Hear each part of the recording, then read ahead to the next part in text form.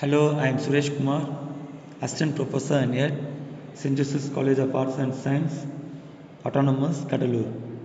Today's topic for discussion is making speeches. Let me start with a brief introduction. Effective speaking skills are essential when faced with the formal speech or paper presentation. Many librarians lacking public speaking experience are justifiably comprehensive at the prospect. The following 10 steps are suggested as an easy and honest way to prepare a speech or paper. The first one is know your audience. Second, know the occasion. Select a topic, select a purpose, gather potential content, gather more content than usually or actually used. Organize content, phrase the speech, prepare visual aids, practice, practice, practice. That is the 10th one, which is the most important aspect that we have to follow while making speeches.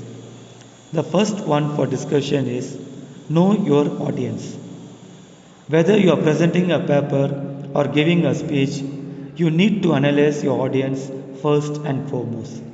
It is easy to alienate an audience by not examining the characteristics of the group, what they know, and what they want to know. Beware of the audience attitudes and beliefs in general. Consider age, socio-economic status, and educational level. Second one is know the occasion. As you scrutinize the audience, think carefully about the occasion.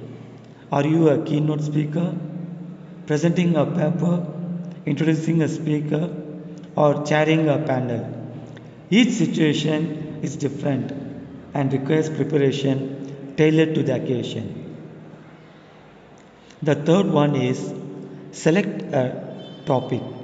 Selecting a topic can sometimes occur first, stemming from the audience and occasion, as in the case of a paper being accepted for a conference. If you need to pick a topic, be sure it is one that is interesting to you. It is also a good idea to be a little more knowledgeable about the subject than your audience. But interest is crucial. If you do not have enthusiasm for the subject matter, neither will your audience be. Select a purpose. For this step, determine the general purpose of your speech or presentation. Are you informing, presenting, or entertaining? Beyond the general purpose, decide on a specific purpose what you want your audience to specifically think or do. The fifth one is gather potential content. If you are presenting a paper, you have already done this step.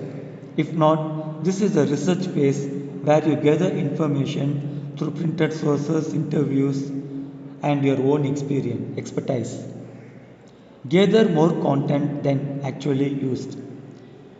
Sort through your material, choosing only the strongest and best material for your talk.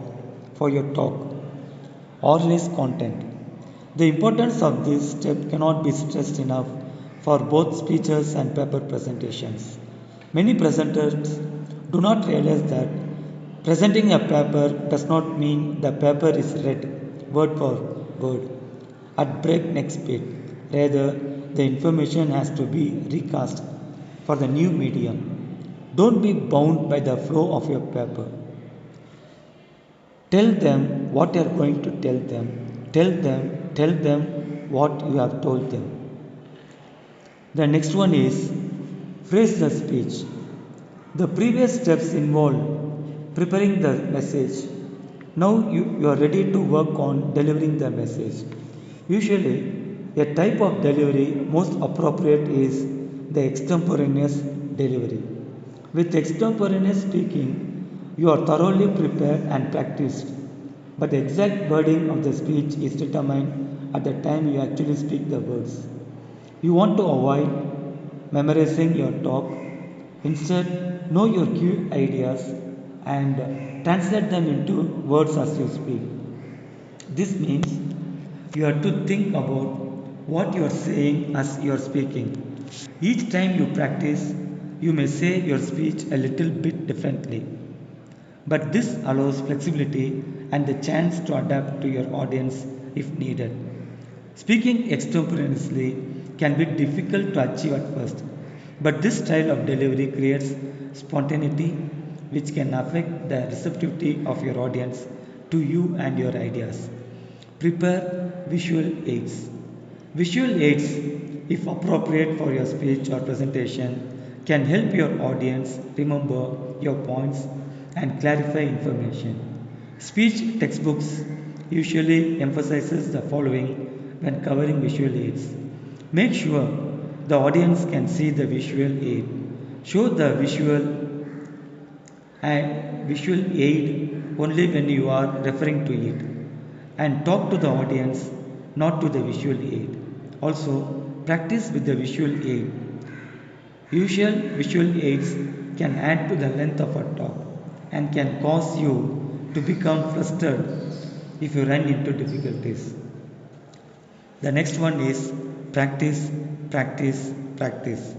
Practicing your presentation or speech contributes directly to your students and to your success as a speaker. As you practice, consider both your verbal and non-verbal delivery. Vocabulary delivery includes volume, rate, pitch. Strive for vocabulary or vocal variety, which is the variation of these elements: loudness, softness, fastness, slowness, highness, and lowness, pitch. An expressive voice will engage an audience. A monotonous, flat voice will lose one. Also, remember that non-verbal delivery carries as much weight as verbal. Eye contact with your audience is crucial, and this means actually looking at audience members. As for posture, don't slouch and avoid shifting your weight from foot to foot. Also, movement is fine, but only if it is controlled. Your audience does not want to feel it at a tennis match. Even if you follow these 10 steps, you will experience some nervousness before or during your talk. This energy is an asset and evidence that you care about the quality of your presentation. However, if you have prepared well and practiced enough, you will lessen your apprehension considerably.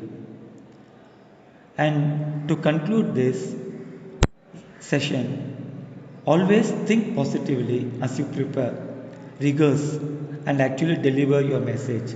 Positive thoughts can make a difference in the quality of your speech or presentation. If you keep this in mind and follow the 10 steps which we analyzed before, you can have a successful and relatively painless speaking experiences. Thank you.